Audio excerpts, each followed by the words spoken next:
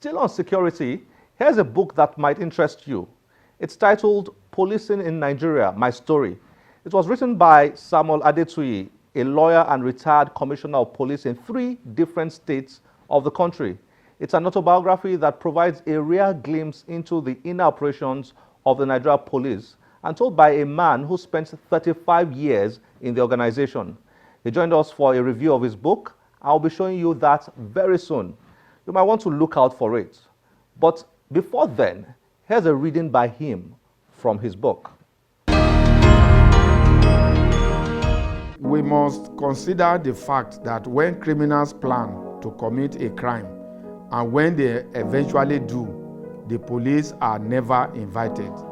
Therefore, they can only work on useful, credible, and timely information they receive from members of the public to bust such crimes. In addition, they must be willing and eager to join the police to successfully prosecute the cases in court, no matter the odds. It is in doing this that the police can be seen to achieve the needed result. The Nigerian press does not present any attitude different from those of the members of the public. In actual fact, the press draws its staff from the Nigerian public, and I appreciate the fact that for the press to continue to be relevant in the society, they must give attention to those things that the public wants to see, read, or hear. Apart from this, just like a man who wears a cap all of the time believes that he has his cap on even when it has been removed, the average Nigerian believes that the Nigerian police are composed of illiterates or half-baked persons. A journalist once came to my office while I was CP Rivers. During our discussion, he blurted out, "Most policemen are illiterates." "I beg your pardon, what do you mean by that?" I angrily retorted. I brought out my purse and handed over to him a complimentary card. He withdrew into his shell and said, "Well, it is not the officers I am talking about, but the junior ones." I called 2 of my personal staff and asked them of their educational qualifications in his presence. One was a lawyer and the other had a good degree in the humanities. I then asked him, "Do I call more?" He said, "Oga, no need." When I asked him which university he attended, and he answered, it turned out to be one of those glorified institutions masquerading as a university. As if to permanently purge him of the contempt he had for the police, I told him I attended 2 foremost universities in Nigeria, University of Lagos and Ahmadu Bello University. After that encounter, he never came back to my office till I retired. Nigerians must change their perception of the police to reap police dividends. Finally, to my fellow compatriots, you must appreciate that as a policeman, your role in the society is a noble one. Although it may not make you a president, senator, governor, billionaire, or even confer any special status, advantage, or recognition on you, but it will make you happy in retirement if you endeavored during your service to stand with justice and fair play. You can then look back with contentment and joy at your modest and positive contribution to your country through the Nigerian police. Samuel Timothy Asobele is a professor of linguistics who has been teaching at the University of Lagos in the last 36 years. Professor Timothy Asobele is a former chairman of Lagos State Library Board and the author of over 80 books, ranging from the academics and contemporary literature to general interests. At the University of Lagos, we asked him to share his thoughts and observations on the reading culture of young adults, particularly higher education students in Nigeria. Here's what he had to say. The reading culture has gone down tremendously, to what we can call a sort of natural disaster. Natural disaster crisis.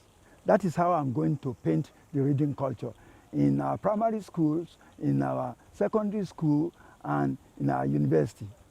When we were growing up in the 1950s, early 1950s, we had a municipal library behind Kaba Town Hall. There you find Adetuyi, and apart from Adetuyi, you find the history of Mogo Park, coming to find, to discover what we call River Niger that existed.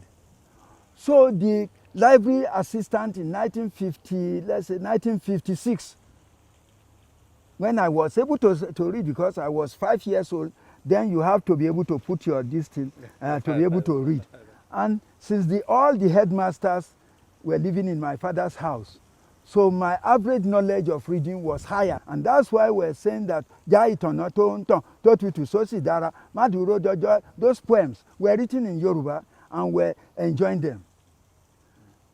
Also, Ogboju Adenu Igbo Erumale, Àìrèké Oníbùdó, Igbo Olódùmarè, we enjoy the story, we enjoy the oracles, we enjoy all the jinns, and when we know Ahusa and all those Egbere, we enjoy them. We could identify with their stories. And when we finish, we got back to school. Let me tell you, in those days we have Tom Sawyer, we have Oliver Twist, and we have Treasure Island, several other abridged children's this thing were stocked in Kaba Municipal Library. It's a mundane type of old architecture with two pillars holding it.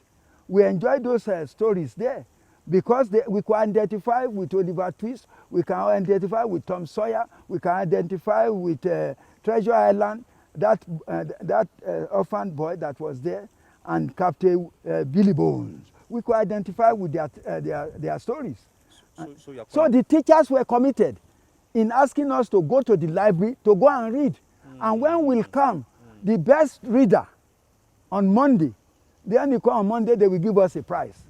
And the women training center people that Sadano created, the only women training center for grade 2 and grade 3 was built in the whole of northern Nigeria in Kaba in 1954.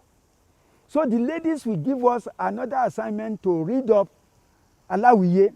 On Monday, the star will be the boy who can read it off head and consult again the book. You can be sure next Sunday, lemonade and squash was the one waiting for you in WTC Kaba. So we all wanted to read. So it had to do. Oh, there is reward. There was reward. The teachers were motivated. The teacher was doing it out of conviction. And they gave us motivation. What has changed is that the teacher will just say, go and read it. They are not interested in reading. The problem is leadership, not the followership. Reward, reward, reward. You must give them reward for their effort. But don't forget, it is better to instill in them that if they read, knowledge is power.